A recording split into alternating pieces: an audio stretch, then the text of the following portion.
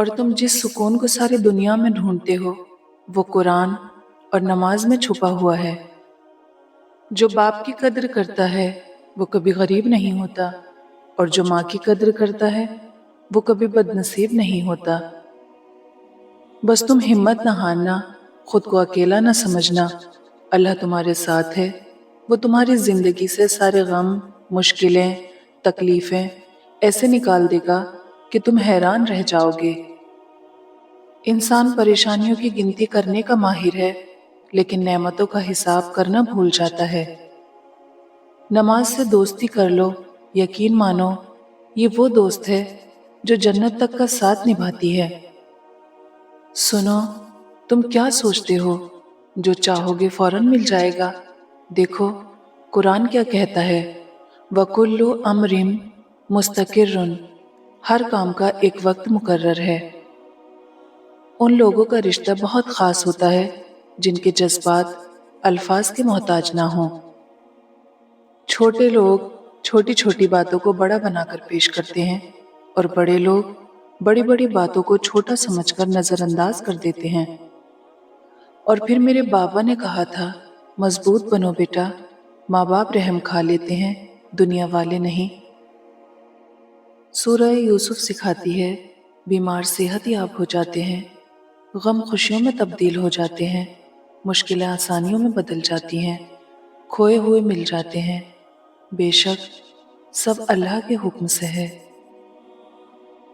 اللہ بے خبر نہیں ہے، وہ واقف ہے تمہارے صبر سے۔ سارے دکھ تین لفظوں پر آ کر رک جاتے ہیں، اللہ ہے نا۔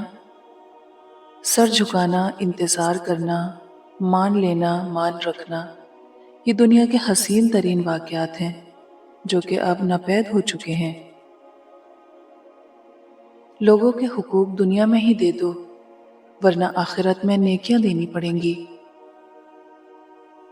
اگر رشتہ ضروری ہے تو بات بھول جاؤ، اور اگر بات ضروری ہے تو رشتہ بھول جاؤ۔ حضرت علی نے فرمایا، ایک بات پر ایمان رکھو کہ جب اللہ کی رضا ہوگی تب ہر چیز عطا ہوگی۔ جس کو تم پریشانی سمجھ رہے ہو سکتا ہے کسی اچھے وقت کا آغاز ہو۔ جب حضرت یوسف علیہ السلام کنویں میں گرائے گئے تو انہیں معلوم نہیں تھا کہ یہ نئے سفر کا آغاز ہے، پیغمبری کا سفر، بادشاہت کا سفر۔ جہاں ایک دور ختم ہوتا ہے وہیں سے دوسرے دور کا آغاز ہوتا ہے۔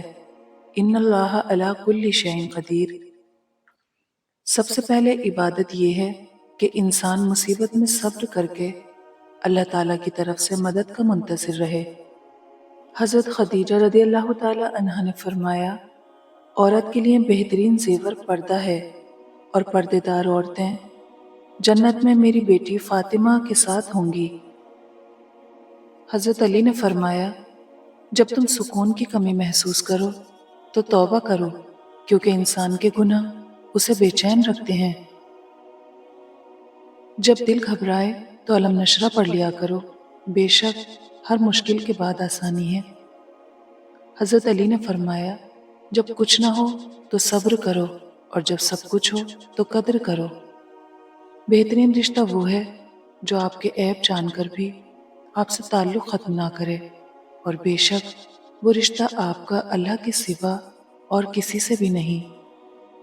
حضرت علی نے فرمایا، تین لوگ ہمیشہ پریشان رہتے ہیں، مددگار، وفادار اور دل کے صاف۔ تمہارے درد سے تمہارا رب واقف ہے، وہ چاہتا ہے تم صبر کرو تاکہ اور مضبوط ہو جاؤ۔ جہاں بھی رہو مخلص ہو کر رہو، کیونکہ آپ نے اللہ کو بھی جواب دینا ہے۔ تقدیر کے لکھے پر کبھی شکوہ نہ کرے انسان، تو اتنا عقل مند نہیں کہ رب کے راز سمجھ سکے۔ امن چاہتے ہو تو کان اور آنکھ استعمال کرو، لیکن زبان بند رکھو۔ کسی کا راز تلاش نہ کرو، معلوم ہو جائے تو فاش نہ کرو۔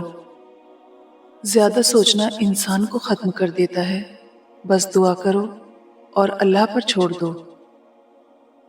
ذلیل کرنے میں اور اصلاح کرنے میں بہت فرق ہوتا ہے۔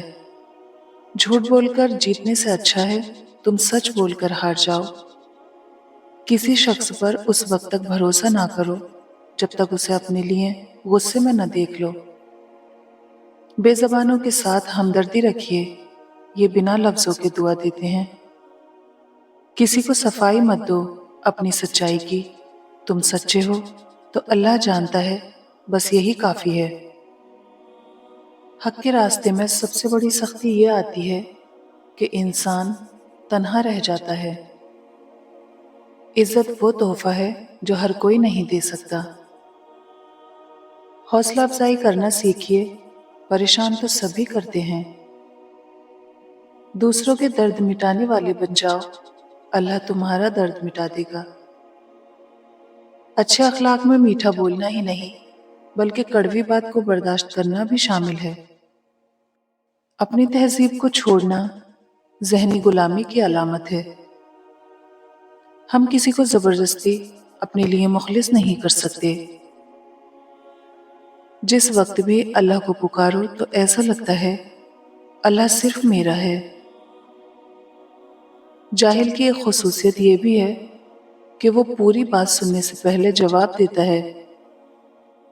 خوبصورت زندگی خود بخود نہیں بن جاتی بلکہ اس کی تعمیر دعاؤں پر ہوتی ہے۔